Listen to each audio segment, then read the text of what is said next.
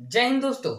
इस वीडियो में हम लोग ये जानेंगे कि ब्रेन क्या होता है, यानी कि हमारा जो मानव मस्तिष्क है, जो हमारा मस्तिष्क हमारा दिमाग है वो होता क्या है। और इसमें साथ में हम लोग ये भी जानेंगे कि इसमें cerebrum, cerebrum, medulla, thalamus, spinal cord और भी कई सारी चीजें इस वीडियो में हम लोग जानेंगे। तो देखिए दोस्तों, होता क्या है, जो हमारा ब्रेन है इसको हम लोग हिंदी में बोलते हैं मस्तिष्क। यानी कि ये हम लोग ह्यूमन से मानव है तो इसे बोलते हैं मानव मस्तिष्क, यानी कि मानव का मस्तिष्क। ठीक।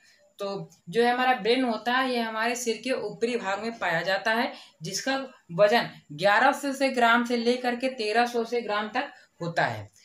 ये जो हमारा ब्रेन है, अब जैसे ये ब्रेन है, इसके ऊपर आप देख रहे हो टाइट टाइट टाइट टाइट, ये जो होता है ये हमारी बोन्स का स्ट्रक्चर बना होता है। एक से वो सेफ गार्ड सील टाइप की एक सेफ गार्ड होता है। सेफ गार्ड जो होता है ये हमारी बना होता है कार्नियम बोन से। कौन सी बोन से? कार्नियम बोन से। जैसे कि आप देख रहे हो ये CRANIUM कार्नियम बोन से हमारा बना होता है। और ये जो हमारी बोन्स होती हैं, यानी कि ये जो हमारी बोन्स होती है, ऐसे आप डायग्राम में से देख रहे हो कि इसमें जॉइंट्स हैं। तो आपको क्वेश्चन समझ रहे हैं जॉइंट्स जो होते हैं, जॉइंट्स इसमें क्यों है?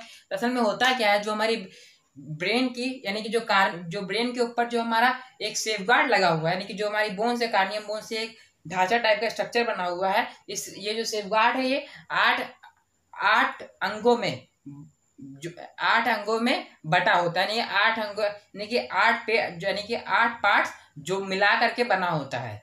ये 8 पार्ट्स जो होते हैं ये जुड़े किससे होते हैं? जुड़े होते हैं रेशेदार। ये रेशेदार जुड़े होते हैं, यानी कि कोई भी चीज है रेशेदार जुड़ने के जो बीच जिसके बीच का जो जॉइंट होता है वो रेशेदार होता है। यानी कि रेशेदार जो रेशे निकलते नहीं मलाई, जैसे कि जला वाला में रेशे रेशे, हाँ लगभग कुछ वैसे ही रेशों से ये इसके बीच में जॉइंट जुड़ा होता है। ये जो कार्नियम बोन्स है यही हमारे ब्रेन को प्रोटेक्ट करती हैं किसी भी अटैक से। जैसे एक बॉल है सर पे लगी तो हम इससे बच गए। अच्छा, एक बात इसमें ये होगी कि ये जो हमारी कार्नियम बोन से प्रोटेक्ट करती है। दूसरी बात ये होती है कि अगर जो हमारा ब्रेन है सीधे हमारी कार्नियम बोन्स के टच में आएगा तो हमारा जो ब्रेन है वो उससे अफेक्ट हो सकता है। तो इसमें तो होता क्या है, जो हमारा कार्नियम बोन्स का स्ट्रक्चर यानी कि जैसे कि आप यहाँ देख रहे कटोरा टाइप का है, ये कटोरा है। तो इस कटोरे में आप समझ लीजिए कि यहाँ पे हमारा ब्रेन इसके अंदर फिट है ऐसे। अब ऐसे जाएगा तो हमारा जो ब्रेन है उसको अफेक्ट कर सकता है। तो इसमें होता क्या है, जो हमारा अफेक्ट कटोरा है इसमें कुछ होना तो गद्दा टाइप का लगा देते, जैसे कि रूई टाइप से लगे ना उसमें हो। तो जो ये होता है हमारा स्कल, यानी कि जो हमारा कार्नियम बोन्स का स्ट्रक्चर जो होता है, इसमें क्या होता है कि एक पतली सी लेयर टाइप की लगी हुई थी, पन्नी टाइप की। वो पत्ते पर जो पन्नी होती है वो हमारे ब्रेन को इस कार्नियम बोन से अफेक्ट होने से बचाती है। अच्छा, अगर कोई भी बॉल मान के चलो, कोई भी बॉल आती है, मान के चले मेरे फ्रेंड ने मेरे बॉल फेंकी, वो बॉल मेरे सिर पे लड़ी, ठीक।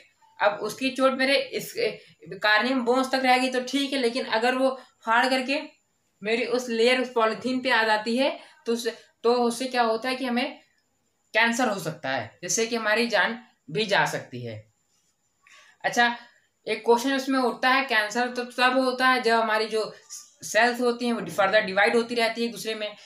जो न्यूरॉन सेल्स हैं वो एक दूसरे में डिवाइड नहीं होती हैं। ये तो आप सबको पता है कि जो हमारी ब्रेन की न्यूरॉन सेल्स हैं कहीं भी बॉडी की भी वो डिवाइड नहीं होती हैं। लेकिन लगभग 90% ब्रेन के हिस्से में जो हमारी ये सेल्स होती हैं न्यूरॉन सेल वो डिवाइड नहीं होती, लेकिन लगभग 10% ब्रेन के पार्ट में न्यूरॉन सेल्स होती हैं जो कि फर्दर डिवीजन करती रहती है, जिसकी वजह से इसमें कैंसर बन सकता है अगर कोई भी चोट का प्रेशर हमारी उस लेयर से नीचे उतर आए।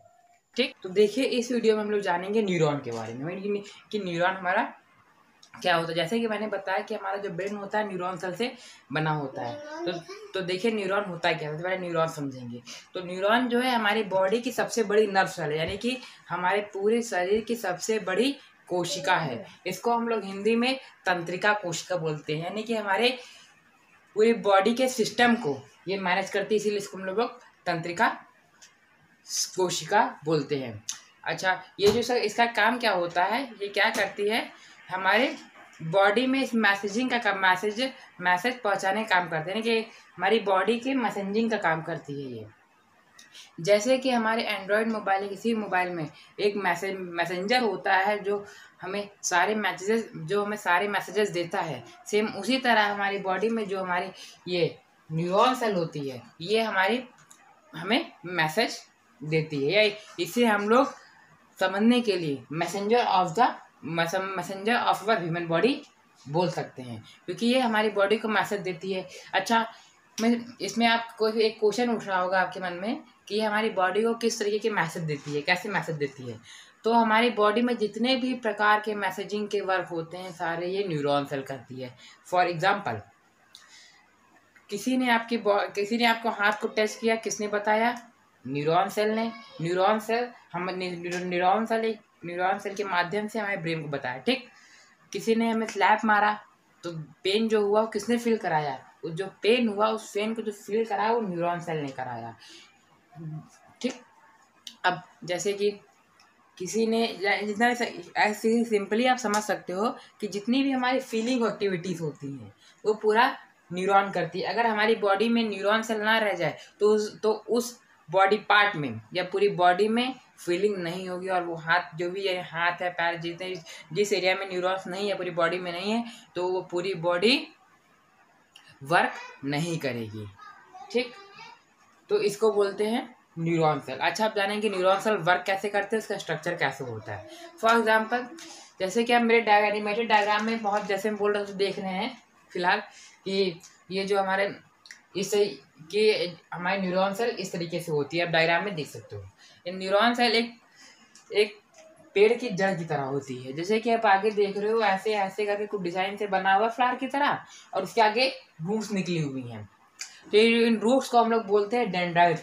ये क्या करती है, हमारे मैसेज को, जो हमारा मैसेज पीछे से आया होता है, उसको आगे वाले न्यूरॉन से भेज देती है। अब आगे न्यूरॉन से भेजने का मतलब क्या हुआ कि इसके आगे भी एक न्यूरॉन है, ये सिंगल एक नहीं है, मतलब कि ये एक न्यूरॉन है, इसके आगे एक न्यूरॉन है, इसके आगे एक न्यूरॉन है, सेम एक ग्रुप की तरह, ठीक। ये बहुत सारे ग्रुप से मिल करके पूरा स्ट्रक्चर तैयार करती है, ठीक। ये डेंड्राइट्स क्या करती हैं कि जो भी हमारा मैसेज पीछे से आया होता है, इसको आगे नेक्स्ट न्यूरॉन तक ट्रांसफर कर देती हैं।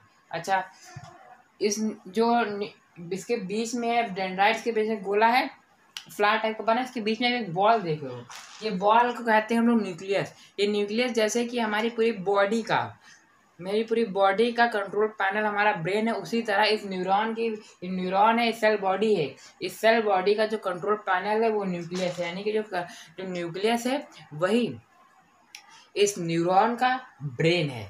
ये न्यूक्लियस हर एक सेल में पाया जाता है, चाहे फिर वो ह्यूमन बॉडी की लाखों हजारों में से लाखों हजारों जितनी भी हमारी बॉडी में सेल्स होती है, उनमें हर एक सेल में ये न्यूक्लियस पाया जाता है, ठीक। जब तक किसी भी सेल में न्यूक्लियस नहीं होगा, तब तक कि वो ह्यूमन बॉडी पूरी नहीं होगी। अच्छा, अब बात करते हैं, ये तो न्यूक्लियस की, अब इसका आप बात करते हैं कि जहाँ से पूंछ इसकी जॉइंट है, तो इसकी पीठ जो जॉइंट है, ये जैसे कि आप देख रहे हैं पूंछ है इसकी, तो इसकी पीठ कहाँ से जॉइंट है, आप देख यहाँ से, तो इस पार्ट को हम लोग क्या बोलेंगे, इस पार्ट को हम लोग बोलेंगे एक्सॉन, ठीक। इसको एक्सॉन बोलेंगे। उसके पीछे वाले जो पार्ट है, यहाँ से हमारा मैसेज स्टार्ट होता है, उसे बोलते हैं हम लोग एक्सॉन टर्मिनल। जैसे यहाँ पे आप देख रहे हो, इसको हम लोग बोलते हैं एक्सॉन टर्मिनल, ठीक। अच्छा, ये तो हो गई डेंड्राइट्स की बात, उसके स्ट्रक्चर की बात, ठीक। ये इसे पूरे स्ट्रक्चर को बोलते हैं सेल बॉडी, यानी कि सेल का बॉडी, यानी कि सेल का शरीर, ठीक। अच्छा, ये जो पूंछ टाइप की देख रहे हो, ये इसको बोलते हैं स्वेन, ठीक। इसके छोटे छोटे पार्ट देख रहे हो आप, इसको बोलते हैं माइलिन सेट। अच्छा, जो छोटे छोटे पार्ट्स हैं, इनके बीच में माइलिन सेट है, जो भी इसके बीच में जो आप देख रहे हो थोड़ा सा गैप है, ये डायरेक्टली चिपक के नहीं जुड़े होते हैं इनमें कोई, तो जब इनमें जुड़े नहीं होते हैं तो उसमें मैसेज कैसे जाता है। फॉर एग्जांपल, जैसे कि वाटर पाइपलाइन है, बीच बीच में पाइप टूटा हो तो पानी तो रास्ते में बह जाएगा, तो मैसेज कैसे जाएगा, तो कुछ अलग चीज़ होनी चाहिए ना, जिससे कि जो हमारा पानी है पाइपलाइन से आगे तक जा सके। तो उससे में क्या करता है कि हमारा जो सोडियम होता है, यानी कि Na, सोडियम क्या करता है मैसेज को आगे तक भिजवाने में हेल्प करता है। अगर हमारी बॉडी में सोडियम की कमी होगी तो हमें मैसेजिंग की प्रॉब्लम होगी और हमारी महसूस करने की क्षमता भी कम हो जाएगी। मतलब कि आप जानते हो जो फीलिंग्स होती हैं वो उसकी वजह से होती है, न्यूरॉन सेल की वजह से। तो अगर सोडियम कम होगा तो मैसेज जल्दी पहुंच नहीं पाएगा, इसकी वजह से हमारी महसूस करने की क्षमताएं कम हो जाएंगी। अच्छा, ये हो गया पूरा न्यूरॉन का वर्क। ये न्यूरॉन होती है हमारी बॉडी की सबसे इम्पोर्टेंट नर्व सेल होती है, क्योंकि इसके बिना तो कुछ है ही नहीं, मान के चलो। ये हमारी अगर हाथ से चलेगी तो हमारा हाथ लकवा मार जाएगा। सेम उसी तरीके ये हमारी फीलिंग सेल भी हम इसे बोल सकते हैं। अगर इसे हम समझने के लिए हम चाहे तो इसे messenger, body of the messenger या फीलिंग सेल, कुछ भी चाहे बोल सकते हैं। तो ये थी हो गई न्यूरॉन की बात। अब हम बात करेंगे ब्रेन की, कि ब्रेन हमारा होता क्या है, ब्रेन के कितने पार्ट्स है, ब्रेन क्या होता है। तो देखिए, ब्रेन के मेनली 3 पार्ट्स होते हैं। एक होता है ये फोर ब्रेन, दूसरा होता है मिड ब्रेन और तीसरा होता है हमारा हिंद ब्रेन। जो हमारा फोर ब्रेन होता है इसके मेनली 3 पार्ट्स होते हैं। एक होता है सेरेब्रम, दूसरा होता है थैलेमस और तीसरा होता है हाइपोथैलेमस। अच्छा, ये जो हमारा सेरेब्रम होता है ये हमारे ब्रेन का सबसे बड़ा पार्ट्स होता है। लगभग अप्रॉक्स 66% ये सेरेब्रम ही हमारे दिमाग में फैला होता है। ये सेरेब्रम का क्या काम होता है, इसका काम पूरा फीडिंग मेमोरी का होता है। जैसे कि हमारे मोबाइल में मेमोरी होती है पूरी, या हर एक चीज़ों को सेव करके रखती है, उसी तरह ये जो सेरेब्रम होता है पूरे सब कुछ याद करके रखता है। जिन बच्चों को जल्दी याद हो जाता है उनका सेरेब्रम मजबूत होता है। जिन बच्चों को काफ़ी देर तक भी नहीं याद होता उनका सेरेब्रम बहुत कमज़ोर होता है। जैसे आपने कुछ लोगों को देखा होगा कि किसी को देखते हैं तो कहते हैं कहीं हमने आपको देखा है, तो कुछ देर बाद कहेंगे अच्छा आप तो मोहन भैया हो। तो ऐसे कुछ लोग होते हैं कि उनका सेरेब्रम एकदम नील हो चुका होता है। तो सेरेब्रम का क्या काम होता है, सेरेब्रम का काम होता है कि मेमोरी को फीड करना, आइडियाज देना नए, ये सब जो जितने भी इंटेलिजेंस का वर्क होता है ये पूरा सेरेब्रम का होता है। अब आते हैं थैलेमस की बात। अच्छा, ये थैलेमस क्या करता है, तो थैलेमस क्या करता है हमारी बॉडी के बाहर की जो एक्टिविटीज मूवमेंट्स हो रहे होते हैं ये हमें उनके बारे में बताता है। फॉर एग्जाम्पल, बाहर गर्मी है, कौन बताएगा, थैलेमस। ठीक, बाहर ठंडी हो रही, कौन बताएगा, थैलेमस। किसी ने हमें मारा, कौन बताएगा, थैलेमस। किसी ने हमें छुआ, कौन बताएगा, थैलेमस। किसी ने हमें पिंच किया, कौन बताएगा, थैलेमस। यानी मतलब कि हमारे बॉडी के जितने बाहर की एक्टिविटीज हो रही है उनकी इन्फॉर्मेशन, उनकी मैसेजिंग करना पूरा काम होता है थैलेमस का। अब बात करते हैं हाइपोथैलेमस। आप सोच रहे होंगे कि दोनों का नाम एक ही जैसा है, लगभग बस हाइपो का फर्क है, तो इसमें कोई ना कोई कनेक्शन होगा, तो वहाँ कनेक्शन है। जैसे कि थैलेमस हमारे बॉडी के बाहर की सारी एक्टिविटीज की इंफॉर्मेशन देता, सेम उसी की तरह जो हाइपोथैलेमस होता है वो हमारी बॉडी के अंदर की सारी एक्टिविटीज को मैनेज करता है। For example, digestion of food. आप जो फूड है च्यूव करके गले से छोड़ देते हो, बाकी वो अपने हाथ जो प्रोसेस होता है कैसे होता है, इस हाइपोथैलेमस की वजह से। ठीक, हमारी बॉडी के अंदर हम लोग सांस ले रहे हैं, हार्ट काम कर रहा है, लंग जो है ऐसे लंग फूल रहा है, पिचक रहा है, हार्ट बीट कर रहा है, तो इसको कौन मैनेज करता है, इन सभी अंदर की प्रोसेस को। तो इन सभी बॉडी के अंदर की प्रोसेस को मैनेज करता है हाइपोथैलेमस। अब हम बात करेंगे मिड ब्रेन की। मिड ब्रेन क्या होता है, तो मिड ब्रेन को चाहिए होता है एक असिस्टेंस। जैसे कि हमारे डिस्ट्रिक्ट मजिस्ट्रेट को भी काम करने के असिस्टेंट चाहिए होते हैं, सेम उसी के तरीके से हमारे मिड ब्रेन को एक असिस्टेंट चाहिए होता है। तो वो असिस्टेंट क्या होता है, वो असिस्टेंट होता है स्पाइनल कॉर्ड, जो कि हमारी रीढ़ की हड्डी के यहाँ से हमारे गले से होते हुए रीढ़ की हड्डी के बीच से तक जाता है। ठीक, ये स्पाइनल कॉर्ड को हम लोग सेकंड ब्रेन भी कहते हैं, जो कि तब काम करता है जब हमारा ब्रेन कहीं बिजी होता है, तब कहीं काम करता है। फॉर एग्जांपल, जैसे कि हमारे डिस्ट्रिक्ट मजिस्ट्रेट कहीं बिजी हैं तो एक असिस्टेंट होना चाहिए कि जब कोई कंप्लेंट करने वाला व्यक्ति है तो उनकी दुहार सुनी जा सके। तो उसी की तरह जब हमारा ब्रेन बिजी होता है तो एक असिस्टेंट होता है, इसे बोलते हैं स्पाइनल कॉर्ड, तो वो उस टाइम पे काम करता है। ठीक, जिसको सेव करने के लिए हम लोग की बैकबोन होती है, ये हम लोग की बैकबोन के बीच से होके निकलता है। अब हम लोग बात करेंगे हिंद ब्रेन की कि हिंद ब्रेन क्या होता है। तो जैसे कि आप जानते हो कि हिंद डायग्राम में आप देख रहे हो कि हिंद ब्रेन के मेनली 2 पार्ट्स होते हैं, एक होता है सेरेब्रम और दूसरा होता है मेडुला ऑब्लिगेंटा। ठीक, तो सेरेब्रम तो मैंने बता दिया। अब बात करेंगे मेडुला ऑब्लिगेंटा की। तो मेडुला ऑब्लिगेंटा क्या होता है, ये जितनी भी हमारी मेटाबॉलिज्म प्रोसेस होती है उनको हैंडल करता है। अब ये मेटाबॉलिज्म क्या होता है, मेटाबॉलिक प्रोसेस में दो चीज़ें होती है, एक होता है एनाबॉलिक और दूसरा होता है कैटाबॉलिक। इसमें कि एनाबॉलिक मतलब होता है कि जुड़ना बढ़ना, और कैटाबॉलिक मतलब होता है टूटना। फॉर एग्जाम्पल अगर 20 अमीनो एसिड को जोड़ दे तो वो प्रोटीन बन जाता है, तो इसको हम लोग बोलेंगे एनाबॉलिक। अगर वही कैटाबॉलिक क्या हुआ कि हमारा जो फूड है वो फूड से डाइजेस्ट होकर ग्लूकोज बन गया, वो टूट गया ना, टूट के ग्लूकोज में आ गया, फिर हमारी बॉडी को मिल गया, तो हो गया कैटाबॉलिक। अब एनाबॉलिक कैटाबॉलिक को जोड़ दे तो बन जाता है मेटाबॉलिक। ठीक, तो ये जो मेडुला ऑब्लिगेंटा है ये मेटाबॉलिक प्रोसेस को हैंडल करता है।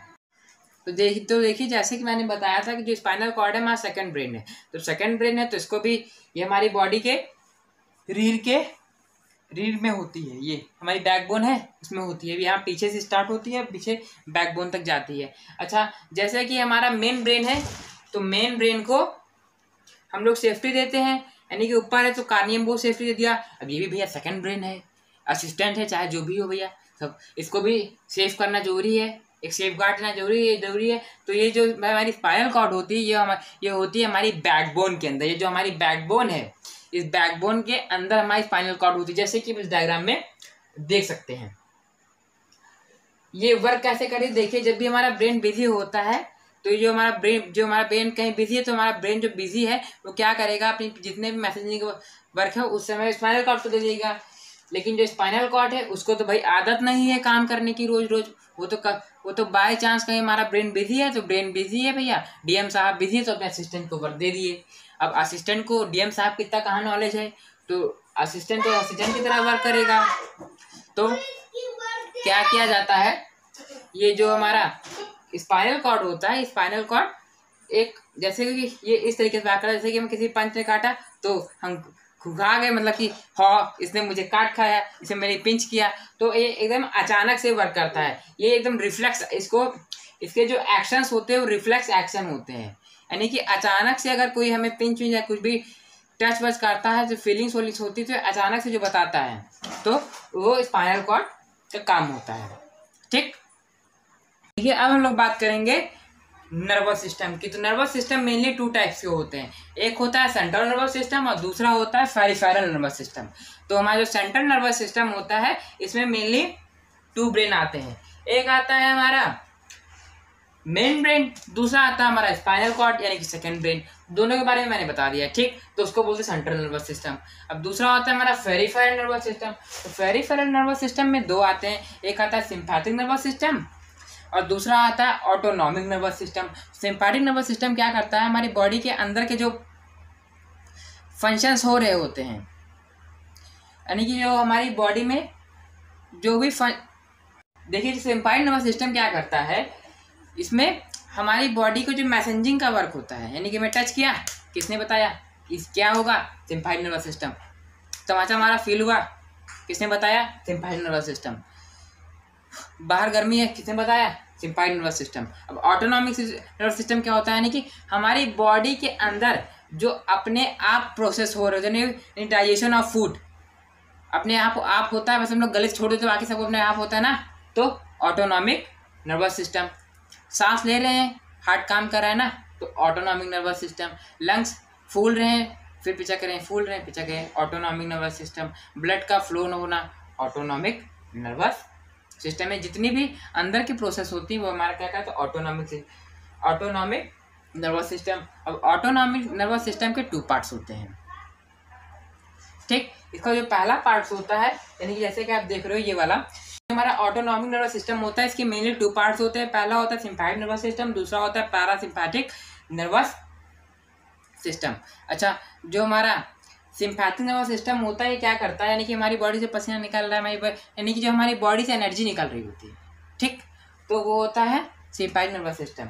और जो हमारा पैरासिम्पैथिक नर्वस सिस्टम क्या करता है, बॉडी को जो एनर्जी सेफ होती है, ये हमारी बॉडी की एनर्जी को सेव करता है सिम्पैथिक नर्वस सिस्टम। किसी ने हम किसी ने पीछे से मैं हो बोल दिया, मान लो पीछे से मारे किसी ने, जैसे चिल्ला दिया हो गया तो जो यानी जितनी भी अंदर की जितनी भी एनर्जी सेव करता है वो क्या कर, वो पैरासिम्पैथेटिक नर्वस सिस्टम होता है। थैंक यू फ्रेंड्स, अगर आपको मेरी वीडियो अच्छी लगे तो प्लीज़ इसे लाइक और सब्सक्राइब करना मत भूलिएगा।